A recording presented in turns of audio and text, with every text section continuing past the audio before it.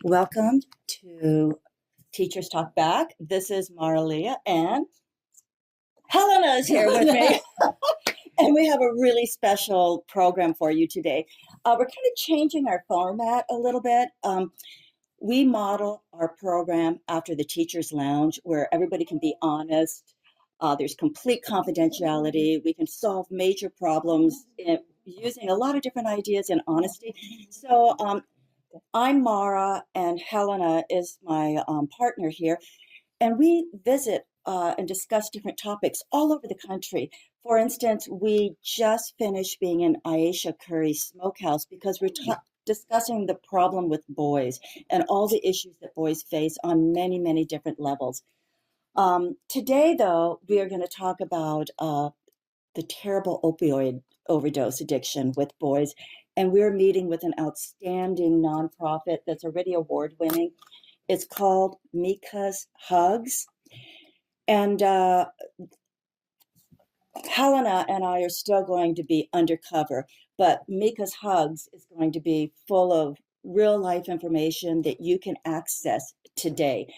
We have Micah Sr and Michelle Conroy Sawyer here, and I think I'm going to let Micah tell the story. He lost his son to opioid addiction, and do you mind, Micah, telling us a story about your son? I just slightly correct you. It's Micah. Oh, thank you, Micah. No My problem. mistake. Micah. Thanks, Micah. I'm going to get that No straight. problem. Thanks, Micah.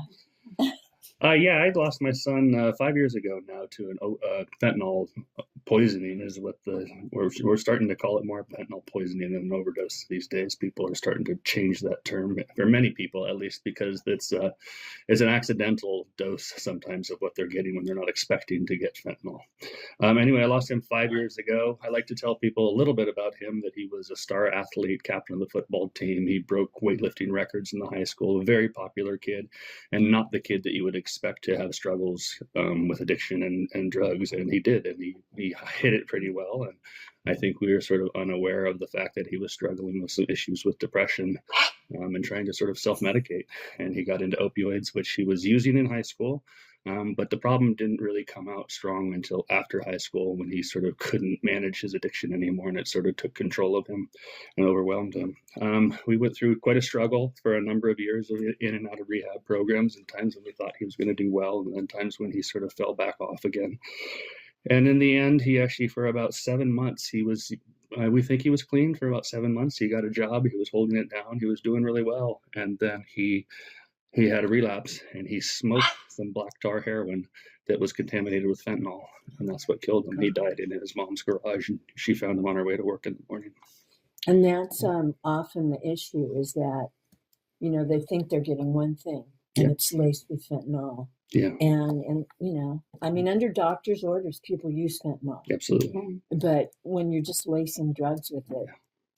And it's the big problem is the street fentanyl is not regulated, so it can have a huge variety of how strong it is. And we've read articles that they find fentanyl that's 5% pure and fentanyl that's 95% pure. So it's very hard for somebody using it to regulate how much they're getting. Well, yeah, he probably wasn't expecting it to be fentanyl at all. No, at the time when Micah passed, things have changed quite a bit today, but at the time when Micah passed away, mostly what we were seeing is fentanyl contaminating other drugs, and people were getting fentanyl on accident and not realizing they were getting fentanyl. Like I said, what he had was black tar heroin that was laced with fentanyl when he smoked it. Today, heroin is really kind of dried up on the streets. You can't really find heroin very well, and fentanyl has taken its place. So most of the people using opioids today they're using fentanyl, and they know it's fentanyl. But that's changed over the last few years. They know it's fentanyl, and they're still taking that risk. They do know it's fentanyl, yeah. Most of the opioid addicts do know they're taking fentanyl because that's what's available, and that's what's out there. It makes you wonder what kind of pain they're in. Yes. Yeah, absolutely. Yeah, what about the mental health issue? I think you had said that you thought your son had started when he was 14? He told me that he had tried heroin for the first time when he was 14. I don't know at that point how regular it was, if that was just a one-time experiment or not, but it was, we still know we started getting more into it, so it was later in high school. Did he say why he started it, or why he used fentanyl? during the time, I think when he was, captain of the football team and doing sort of amazing things, I think he started experimenting more with what we call like the party drugs, with the MDMA, maybe some cocaine, Adderall, that kind of stuff. And then I don't know exactly how it turned into opioids, because to me, there's a big difference between people that are occasionally using party drugs and people that are regularly or are addicted to opioids. And again, like I said, opioids are a physical painkiller, but they're also a mental painkiller and an emotional painkiller. And I think that he was, sort of struggling with some depression that he wasn't dealing with, and that we didn't even realize until sort of much later when he was in his addiction that he started trying to deal with. Are there little signs that you might have seen or that you think about now that, I don't know, that you could let other parents know? I think the biggest difference to me is starting to notice when he would sort of start to become more recluse, sort of staying away from us a bit more, kind of not being honest about things, losing sort of his energy and his drive. And once we realized that he had a problem and he went through rehab and got clean, you could definitely see when there was times when he was clean and he was doing well and he got his energy and his drive back and that sparkle in his eye and he was wanting to do things and accomplish things. And then even without admitting that he was using or us knowing for sure that he was using, you would just see his whole mentality change and him start to be more slow and lethargic and not having that drive and ambition anymore. And you kind of knew right away he was, even though he wouldn't admit it, you could tell when he was using. That's fascinating how you could see that. Yeah. Well, I was just going to say, boys tend to hide their emotional pain. Absolutely. And I think that's one of the reasons why when we see the drug overdose, it's mostly boys because they won't talk about it. Yeah. And I think that's very true with him. Like I said, he was a star athlete and very, very strongest kid in school, that sort of stuff. And I think he, didn't want to admit that he was having emotional issues. Yeah. Well, he was an outstanding student, but yet there were mental health issues of some sort. I don't know what you think about that, what sort of mental health issues might or might not have been involved with his addiction. Yeah, I don't know if he would have been, clinically diagnosed with any actual mental health issues, but he was definitely kind of dealing with some depression issues that he was working with. And maybe he would have been, I'm not sure, but he admitted to us later when he was, a lot. Thankfully now they're starting to help people a lot more with mental health issues when they're going through rehab and getting clean. So they did have psychiatrists talking with him and working with him. That's when more of this, his sort of depression came out. And I don't think he would be clinically diagnosed as bipolar or any of those sorts of things, but he was definitely, down and trying to relieve his pain. Ever since COVID, schools are focusing on social emotional learning because it's such a huge problem. Absolutely. Kids are just they're struggling a lot. There's a wonderful movie and book called A Beautiful Boy, and Steve Carell plays the father in the book. Yeah, and they lived here in Point Reyes. Oh, So they did. They were local. The real family lived in Real Point Reyes. family. That's right. Oh, I didn't know that. I remember when that book came out because we were talking about it at Tamales. Yeah, and that's I think when they still do live in Point Reyes, but I'm not sure. Oh, okay. Yes. Anyway, we met the family, the father and son from the movie, the real father and son, they did a talk over at the Hannah Boys Center in Sonoma. And so we got to talk with them for a little bit when we met them. And the son told me that he had gone through rehab 10 times. And on his 10th time, they asked him what his mental health diagnosis was. On the 10th time. And he said he didn't have a mental health diagnosis. So they finally diagnosed him as bipolar. And they got him on the appropriate bipolar medication. And he's been clean ever since. Oh, wow. After 10 times failing. Yeah, I don't know if they talk about this stuff in family life anymore. They never have. I used to advocate for it back in the day, but bipolar, people don't really know what it means. They don't know what the onset, when it is. They don't know what the beginning signals are of a bipolar or even depression. And usually the onset is like in your early 20s, late 20s, when you don't necessarily have that safety net of the school. You're not living with your parents anymore. You just have friends, and you're all having fun, but you don't really see that this is like diabetes. Yeah. It's a medical issue. It's a disease. Well, we see it with my grandson, who is schizophrenic and wasn't diagnosed until late 20s, early 30s, which is old for that. Yeah. But it was the same thing. He was masking it with alcohol. Yeah. And so, he was the life of the party, and when looking back, we realize, it's really awful that you have to wait until there's a psychotic break to reflect back on, oh, you know what? Yeah. I'll bet, Well, we were just in Amsterdam. Well, we had a trip through Europe, and we spent a few days in Amsterdam during that trip. And I was kind of curious. Amsterdam's known for high drug use, and it's only cannabis that's legal there, and other drugs they're still illegal, but they're treated very, very differently. And they treat the whole, addiction issue as a health crisis and not as a criminal crisis. So they don't really arrest people for the drugs, even though they are illegal. And usually if they catch people with drugs, they offer them treatment for free and, government-supported treatment. And they also have, which was really surprising to me, they have 3 centers in Amsterdam that give free heroin. And you can go twice a day and get free heroin. I have heard that. Yeah, and it's from the government. It's pharmaceutical grade heroin, and you get an appropriate dose. And they have many people that are doing heroin twice a day, still working jobs, because of course it eliminates the criminal aspect of the problem, and they no longer have to steal to get money, or so they are the people that are regularly using, and they still have jobs, and they're still living somewhat productive because lives. They recognize it, and that's a problem in this country. Absolutely. Is they recognize it as a mental health issue. Absolutely.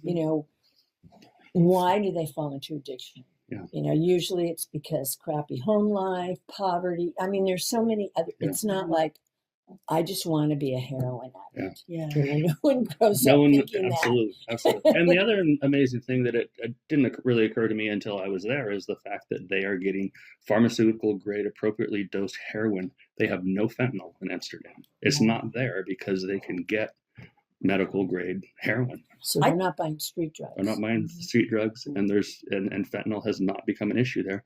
And talking to quite a few, I've talked to some bartenders in the area because I know bartenders probably know what's going on in the streets. And the bartenders told me they have no deaths. There's a reasonable amount of drug use, but almost nobody's dying. But that's what I was going to ask, if there was an overdose epidemic there. No.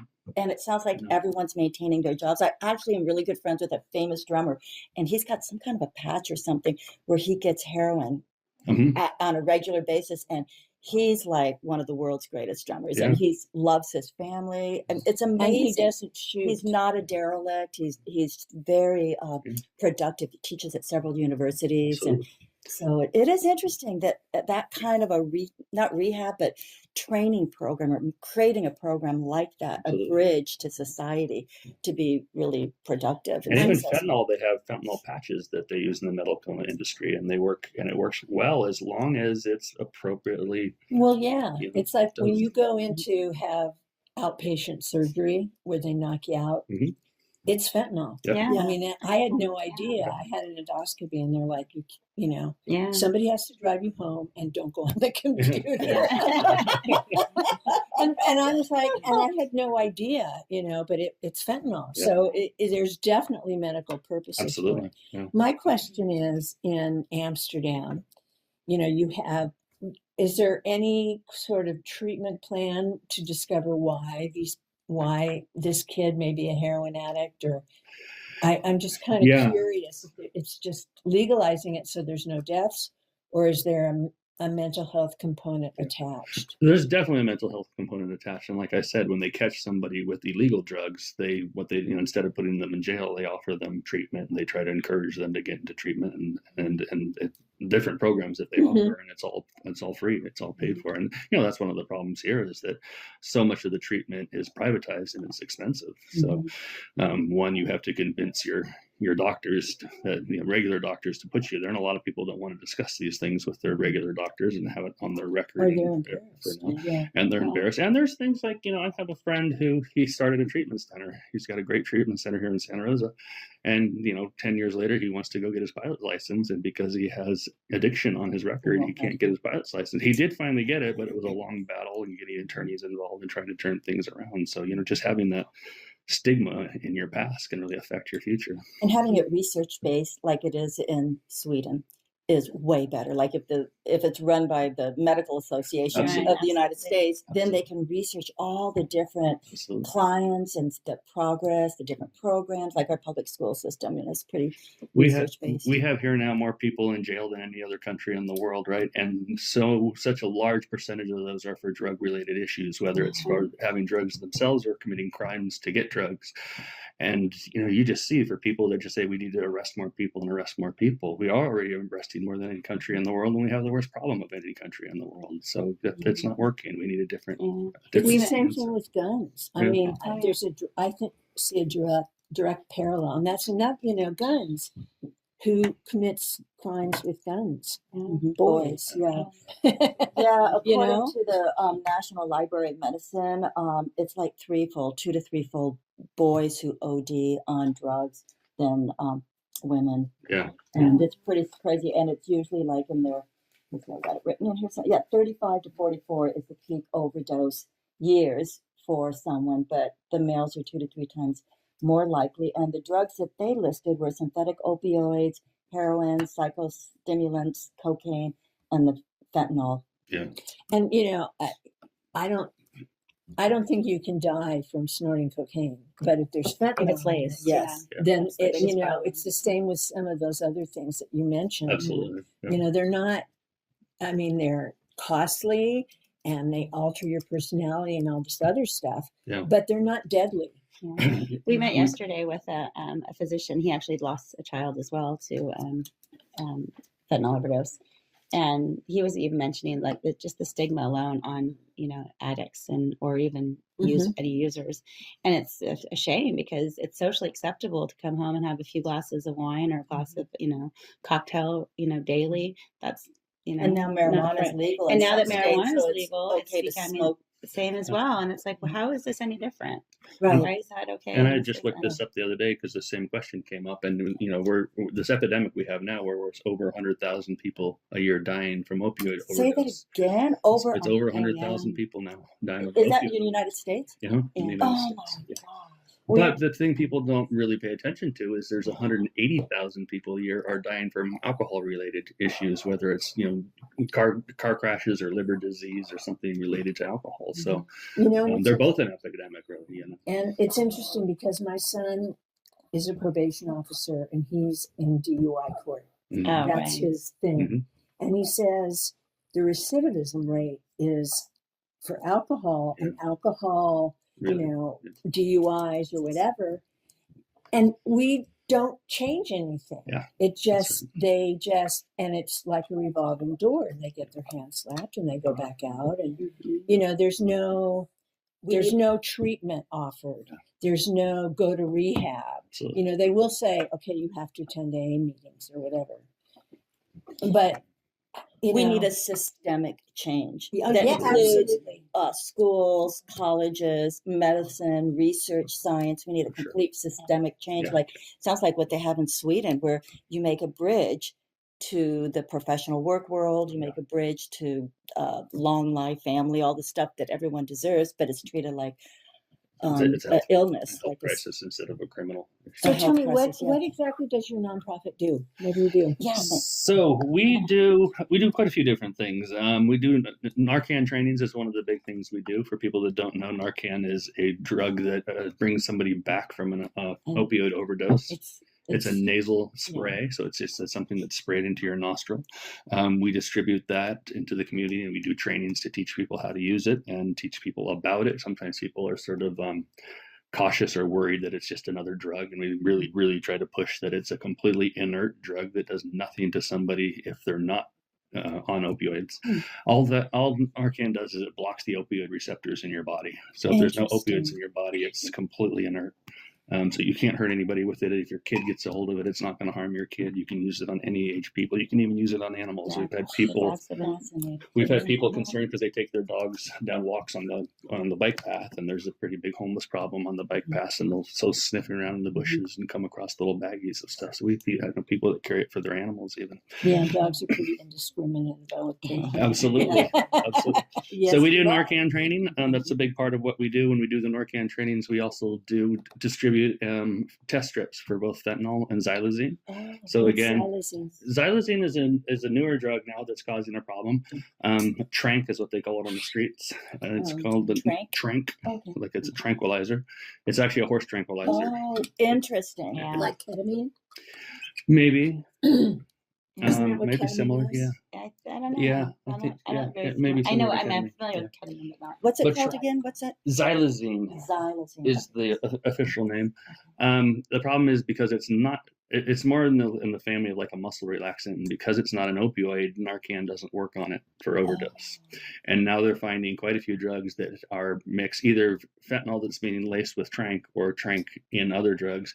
Apparently, from what I've heard, that the fentanyl is a very fast, quick high that goes away quick, but the xylazine is a longer lasting high. So when you mix them together, you get Longer. both effects.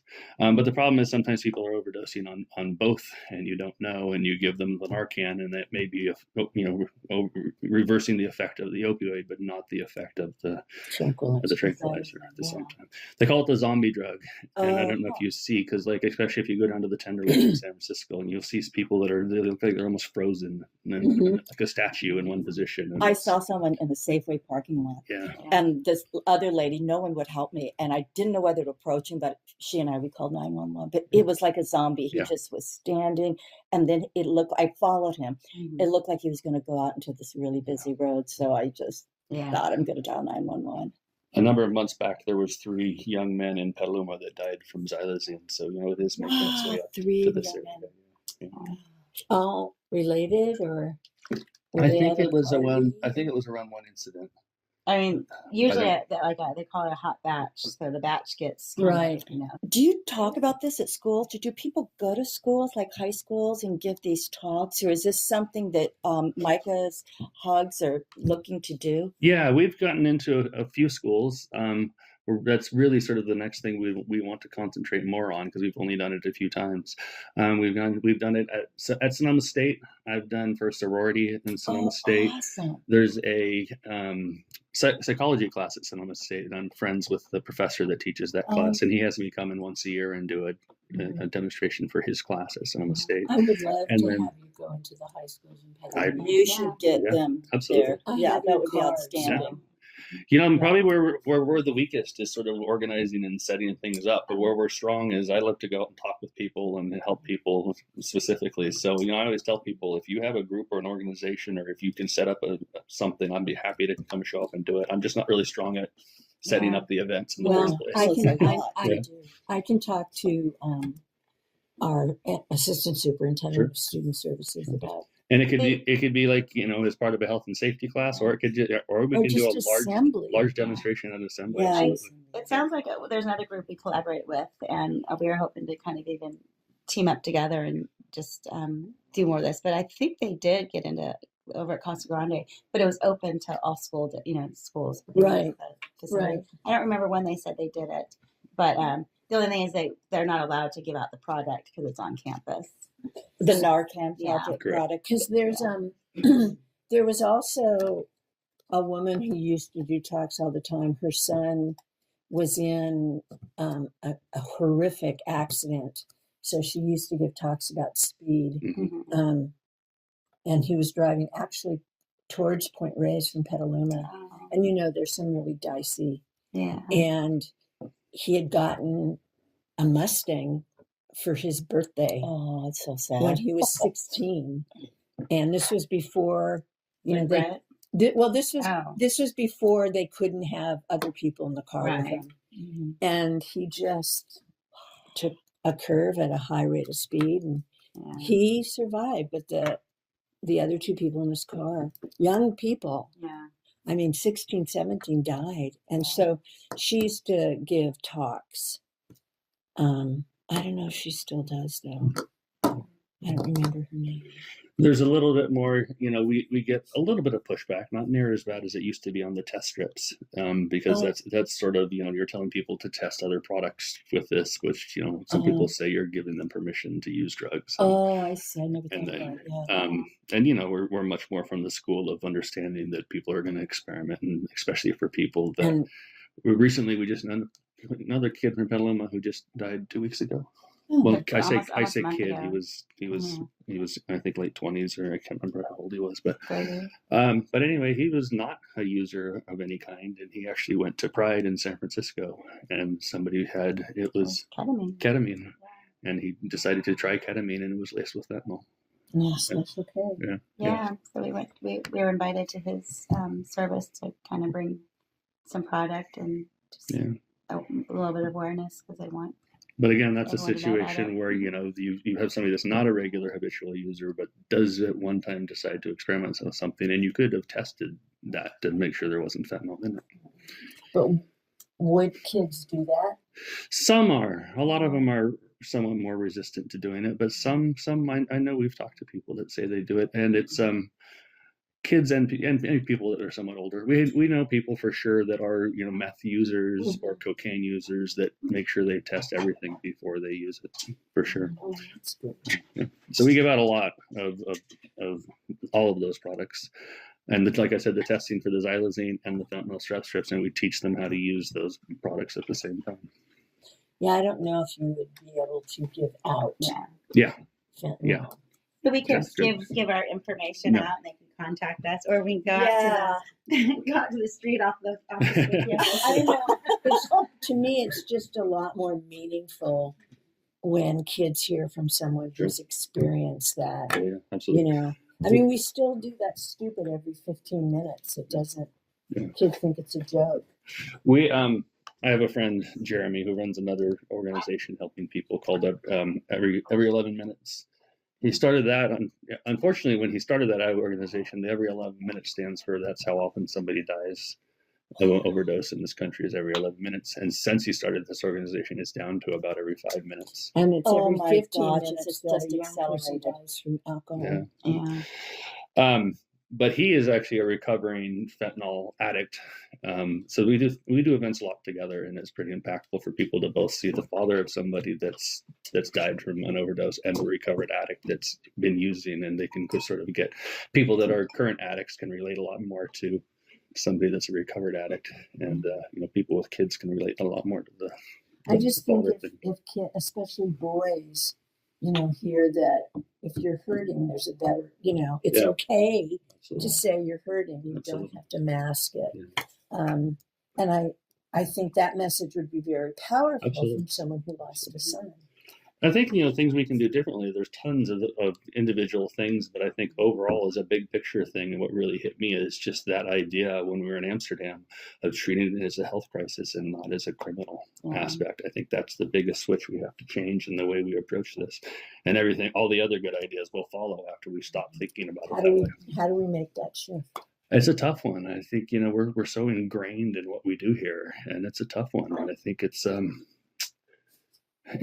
the hard part to me is so much of the lobbying that even people that we work with, that we do stuff with, they want to lobby for tougher laws. Tough on crime. Tough on crime, put the drug dealers in prison. But that's not it. All that sort of thing. And, I'm obviously not opposed to arresting fentanyl dealers, but I don't think it's the solution that's going to really get us very far.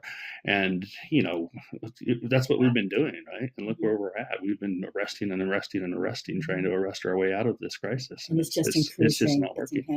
As long as there's a demand for something, some people are going to get it. People are going to find a way to get it. Yeah. And it used to be they used to cut coke with like baby powder or baby laxative, and I guess now they're cutting it with fentanyl. Is fentanyl really cheap to get? Is that what fentanyl is very cheap because it's so potent and such a small amount of it. It takes such a tiny amount of it. It's 100 times stronger than heroin, so it takes 1/100th as much to get you the same. Do people make it, or do they buy it like from vet medicine places, or where do they get it? So most of it's coming from China, and some of it's coming from Russia. I've been hearing a little bit more lately, but most of it's coming from China. And then it's coming in many, many different ways. It's coming in on cargo ships. It's coming in and through the mail. There's sites you can find online where you can just order it, mail order, and it comes through. There's a famous comedian who was actually a heroin addict who died of an overdose, but he used to have a line in one of his jokes that was, I like my FedEx driver because he's my drug dealer and he doesn't even know it, so you can get it. And because it's so potent, it can be such a small package can bring thousands and thousands. And doesn't have a smell either, does it? Well, dogs can smell it, but it's not like strong smell like marijuana, cannabis or something. Yeah. Like so unless they have a drug sniffing dog, the chances of being able to catch the fentanyl are pretty slim. And there are some decent things they were talking about doing. People have this concept that you can just stop it at the border, because there is quite a, I want to hear about this. Oh, It sounds good. well, there is a decent amount that comes through from the border of Mexico, but it's not like building a wall would do anything to it, because the drugs that are coming through from the border of Mexico mostly are coming through in vehicles and trucks that are legally coming across the border, but it's not being caught in there. So have been some good proposals in terms of much better fentanyl testing equipment at the border, things that can sense fentanyl when the cars drive through, those sorts of things. Those things may sort of really work. But the concept of just, we can't close the border. I mean, that whole concept is just, what percentage of the goods that we buy here in this country come across the border of Mexico, So, but it is that is where still a decent amount of the drugs are. A lot of it is shipped from China to Mexico, or at least the base components of it are shipped to Mexico, and then it's put together in Mexico and then comes across one way or the other. But there's 1,000 different ways it gets from there to here. Some of it actually is coming from Canada too. That's fascinating. Yeah. Well, and it seems like our overall culture of what masculinity is kind of needs to shift in the way that Steve Kerr's been doing this with the Warriors, where men can, it's okay to talk about things. Men can be seen as being strong by collaborating, articulating, sharing their feelings, because men do have really incredible feelings and ideas, and that. So, but our notion of masculinity is ingrained. Tamp it down, keep it down there. Stay strong. Stay strong. Yeah. The hero. It's really there's a great comedian, Bill Burr, who talks about that. Who talks about wanting to cry at a movie, wanting to buy a pumpkin for Halloween, wanting to do and he can't, because in his voice, in his mind, he hears this, "What are you, a fag?" in his mind. And so he talks about that. Yeah, absolutely. And it's very true. And I think, all of us men feel that way some way. And it's like, I feel less of it the older I get, but the more of it the younger I was. When I was in my 20s, you really felt like you don't show emotion, you can't cry, right? Those sorts of things. Hollywood, music, literature, it's all the man is the hero. And then we dismiss some of that bad behavior by saying boys will be boys. Yeah, right. You don't hear anybody say girls will be girls. Absolutely. A lot of the times too, their background of being how they were raised too. Yep, that's right. But it's like you said, our heroes for how long now have always been from John Wayne to whoever currently. John Wayne doesn't cry. Right? I know, right? But then you have like our I guess religious or spiritual heroes like Jesus and Buddha. They're all just so humble and articulate. It's just the opposite. It's so fascinating to me how that has not filtered into the definition of masculinity anywhere, really. It's kind of global. Is the definition of masculinity, is that kind of worldwide, or is that unique to our country? I think it's somewhat worldwide, but I think it's the strongest here in this country. I don't think it's near as strong. And we went through 13 countries in Europe, and I don't think it's near as strong. You don't see people acting quite as macho and, as men do here, especially. It's in different countries are different. I think Italy probably has a little more of it than some of the other countries, but. The competition thing is really strong there, probably in Italy too. Yeah. And I think there's also a big thing of us versus them. Unfortunately, I think we get too much into our camps of tribalism, and even starting is in school. When we have this, the two schools always oppose each other, right? We always have these big rivalries of Annalie's better than Elmer's, Elmer's better than Annalie, and it's like. And we get so ingrained in that, and the kids get so overwhelmed by it, even playing pranks on each other's schools. It's just how to get that mentality into the classroom. That's what Helen and I've been kind of investigating and finding little pieces here and there, but where there's more than one perspective, it's more pluralistic. The arts are as important as the athletics, just a way that the classroom and school-wide can promote all these things. And the idea of a disease, like mental health is a very serious disease, and we all should be aware of that. And I've tried to always push on my kids too, is that that things are not black and white, and every issue in the world it's very gray. There's not black and white answers to almost anything. That's a really good point. Yeah. Well, thank you. So how can people contact you? Can you tell us your email or and I will write this up and put it in the description underneath this podcast. Sure. So thank you, Micah. So Micah's Hugs is our organization, and it's MICAH, and then with S, and then Hugs, because when Micah passed away, the thing people kept on commenting on his memorial was they're going to miss his big bear hugs. Oh. So that's why we named the organization Micah's Hugs after that. I feel like he's right here with me. I mean, I know that you're beautiful parent there, but did it. So that's why we named the organization what we did. And we have a Instagram and a website, which are both at Micah's Hugs. So that's the easiest way to find us. Just go on Google and type in Micah's Hugs. Go on Google and type in Micah's Hugs, and you can find an Instagram site and a website. Okay. And then, Michelle and I are both Micah at micahshugs.com. Org, excuse me, micahshugs.org, and Michelle is Michelle at micahshugs.org. Okay. But the easiest thing is just to Google that name, and you'll. Okay. We are also having an event at the Petaluma Elks Club in Petaluma. It's going to be Saturday, September 21st at 4:00, and it's open to the public. So anybody can come there, and we will be just, we're going to be doing a training. Saturday, Saturday the 17th, September 17th. Oh, no, September 21st. September 21st. Can I keep this? Yes, you can. Oh, perfect, because I got it at home too. Thank you. But anybody's welcome to come, and we'll be doing the Narcan training and the test strips and distributing free test strips, and it's free to attend the event, and all the products we give away are free. So all the schools that might be interested, as they should be, they can just go to Micah's Hugs, Google that, and they'll get all kinds of information. And you're available, or there are people available that can work with the schools to speak or share information. Yeah, absolutely. It's very impressive. I just can't thank you enough for what you're doing for our kids. We've all had students that we just love, and you just wonder, how they're going to make it. The first thing we did when we sort of started this foundation is that Micah's best friend and his ex-girlfriend came to his memorial service, and they were, still struggling for sure when they came. And after the memorial service, they with addiction, yeah. And after they came, they sort of disappeared, and their parents didn't hear from them for about 3 months. So that was our first little project. We decided to just see if we could find them. And we ended up finding them in a homeless tent camp in Oakland, right across the street from the Kaiser Hospital. What a great first project. Camp, yeah. And how did you find them? We started the first one I went to. Yeah, we started just looking on social media and checking out what was there. And we found they posted some pictures from time to time on social media. And then we heard a rumor that they were homeless right next to a hospital in Oakland. So I started, just like them, Google Earth tried, started looking at and I found a Kaiser that had a park right next to it with a homeless encampment. And I said, let's go there. And so what happened when you found them? So I found them. She was in Kaiser actually with a heart infection from using dirty needles. Oh my God. She was really struggling, not doing, with the infection.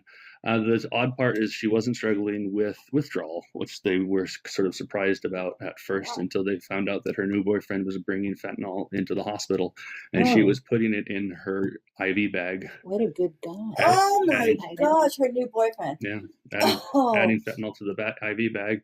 And then my son's best friend was staying in the encampment across the street. So we talked to both of them, and we offered them help, and we probably went down 5 or 6 times, over a period of a number of months, and just kept finding them again and again, and still keep it. And every time you offer them help, they say, "Yeah, we're going to be ready next week. We'll get a hold of you next week. We have to get some things together," and they never do. And the last I heard, I think they're living on the streets in San Francisco. Well, they were probably pretty happy to see you every time you came down, because you're the parent of their best friend, and it was like a piece of home coming back. Yeah, absolutely. So that's very real right there. Yeah. Just being the solid person in their life to come and see them. And we didn't hound them like anyone else that would get down there. It was like they would just push, get help, get treatment. And that's not going to work. And it was just, They Yeah. would just remove themselves, so they knew that they could trust us. They made sure that they knew we loved them and that we were there. And if they did need help, we would help them get the help that they need. And we told them about a handful of resources that we were familiar with, and asked them to get. It's all you can do. You can't force anybody. So that was adults. Yeah, that was the first project that we did. So the other thing I didn't quite finish on all the things that we do. The other thing we do is we have a scholarship that we give away for people.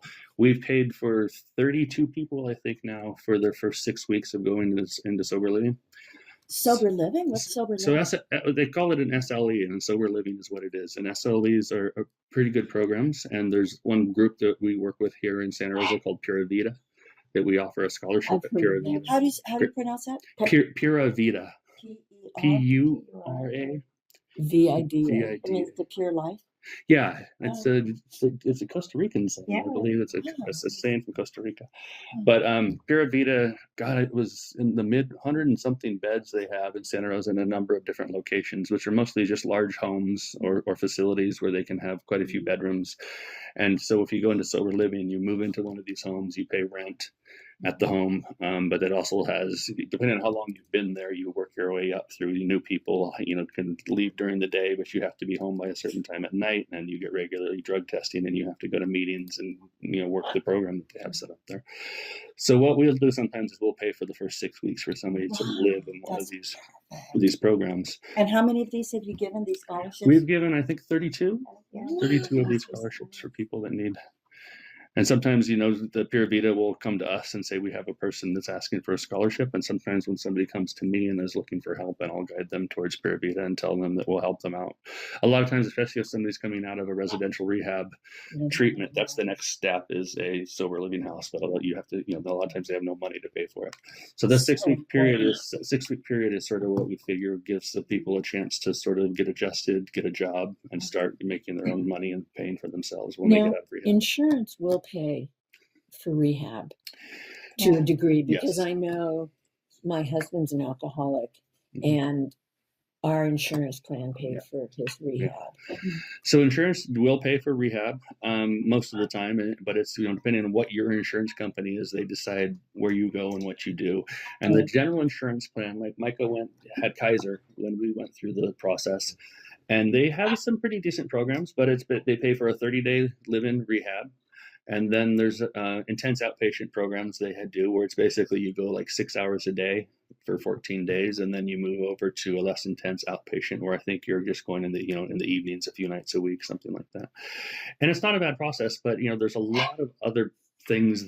There's a lot of other types of treatment that work as well, and the things that insurance pay for is a pretty narrow window of what they're willing to pay for. They're not very open to other things, and they may decide they're going to send you to the treatment center they pick that's in far away, and it's not a very good one, maybe, or you might get lucky and get a good one. So do they also pay for the mental health component, which we know is so important? They will, but it's Kaiser, for instance. I think you get two appointments a month paid for with a psychiatrist, and probably it's not enough. It's not enough. You need a weekly. And actually, you don't need a psychiatrist. You need therapy. And they do have counselors there too. You can work with them, but again, they're busy. You don't get enough. You don't get what you need, sort of thing.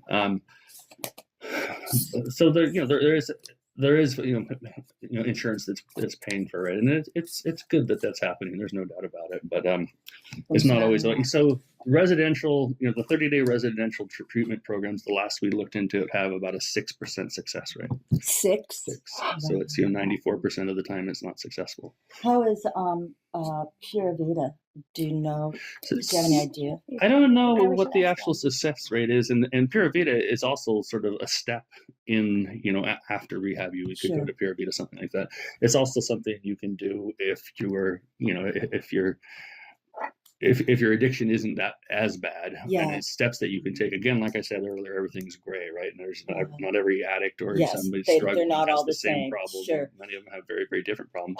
There's also harm reduction classes and programs that we really like to work with, where that actually you have a different concept, right? Because once you get labeled as an addict or an alcoholic, most of what people will tell you for the rest of your life, so you can never touch any substance at all ever again the rest of your life, or you failed, and now you failed the program and you kind of have to start over. And for some people, that is what they have to do for the rest of their lives, especially people that have really severe problems and really gotten into it. But there's a lot of people in there that maybe drink a bit more than they'd like to and want to sort of get their drinking under control, or any substance that they're using, and then they're not a full-blown addict maybe, but they're kind of maybe heading down that path. And so if that person comes and looks for help, they're not going to put them in rehab. And I've had people talk to me and say, I went to my doctor and told them what was happening with me, and I went to a rehab place, and they said, well, you're not a full-blown addict, so we're not going to help you. Well, so they wait till you're a full-blown addict. Not only that, but there are certain places that won't even admit you unless you're drunk. He wanted to go into a certain place that our insurance was going to cover, and he and his friend who took him there went to a bar and he slammed down. So he could get admitted. That's what so he he did. could get admitted, and it was just like that made no sense. I'm like, why? Well, there's a lot of different facilities, and there's detox as well. Right. So detox is some facilities do detox themselves, and then sometimes there's separate facilities that do detox, and then a separate facility. Because you need to do it under a doctor's care. Yeah. So if you're a severe addict, then you really need to have medical detox, and alcohol and benzos are the two things that can kill you from detoxing from. People don't realize with alcohol that if you go cold turkey off alcohol, it can kill you. They're awful, and they can actually be heroin, opioids, DTs can be miserable, but they're not fatal. Where alcohol can actually be fatal. Your heart rate goes up so fast. And benzos, huh? And benzos, those are the two things that will kill you from detox. I cannot believe what you've accomplished in 6 years. 5 years, that's amazing. Yeah, thank you. I really thank you and salute everything that you've done. It's pretty amazing. I had no idea when we started this interview that I was going to learn all of this stuff, and that you've offered so many services that you've created. Well, that's what happens when we do what we call a Narcan training, and you can train someone how to use Narcan in 10 minutes, and then it turns into an hour and a half of just people that have questions and want to learn more about other things. We do a lot of training on or showing people that you really can't tell the difference between a counterfeit Adderall and a real Adderall, which is either fentanyl or Adderall or Xanax or any of the pills that are. We have little pictures of the two, a fentanyl pill and a real Adderall side by side. Wow, there's no difference. There's no difference. It's just amazing. I'm so impressed that the way you turned your grief into something really positive. Thank you. Yeah, it's been the thing it's not easy. It's been the thing that's helped me the most with my grief is trying to do something positive with it and trying to help other people with it. I think the other thing that's helped me the most with my grief is to accept the fact that I'm a different person now than I was, and I always will be. And I'm sort of not as driven as I used to be beforehand. I've kind of been more taking a little bit of a slower path, and that really hurt me. It was hard for me to accept that, and I thought of myself as lazy and as a failure in the beginning because I wasn't as driven as I used to be. And now that I've accepted, absolutely, and you're a different person after. Yeah. And now that I've accepted that I'm just a different person, and I have to accept that, it's been easier for me to take. Well, look at all you've accomplished. Yeah. Being really hyperactive doesn't always accomplish the most. And you've just learned so many things, and you've connected with so many people to create this thing. It's impressive. Well, thank you so much, Micah. And thank you so much. Do you have anything else you want to add, Michelle? He's always the speaker of the group. So oh, you're good too, I'm the behind Michelle. the scenes. Oh, you guys, I just need to take a break and go out and cry a little bit. I was never a speaker. I would be petrified to get up and talk in front of people. And I guess it's just, now that I have a subject that means so much to me that I can really speak about it, it's really changed. I can now get up and speak in front of a crowd. It's your connection with your son. Yeah. I can just hear it in every word that you say, the power of that connection that you and your son have. Yeah. Really impressive. Thank you. Well, Micah's Hugs. So please, just Google Micah's Hugs, and you will find a rich source of information. Email Micah or Michelle, and they can come and talk to your school, talk to your community, your church, also organization. If people want to donate, Oh, Are yes. you charitable? We I mean, are. a lot of times Yes. people go, okay, I need to Yeah. donate before tax season. Yeah, we are a got it. 501c3. We got it. We're official. Yeah. That's good to Donations are tax Yeah. deductible, and our donations go. There's nobody in an organization that's paid. Volunteers. When we started, You too, isn't it pretty much? No, we have There's- we have a board of there's directors. a handful. we have an official board of directors, but it's mostly the two of us that do. The other people do jump in and help at times when we need them. But it's so nobody's paid, and when we started this organization, we funded it with our own money. So it's there's no money coming out. So every penny that's donated, it really goes into really helping somebody.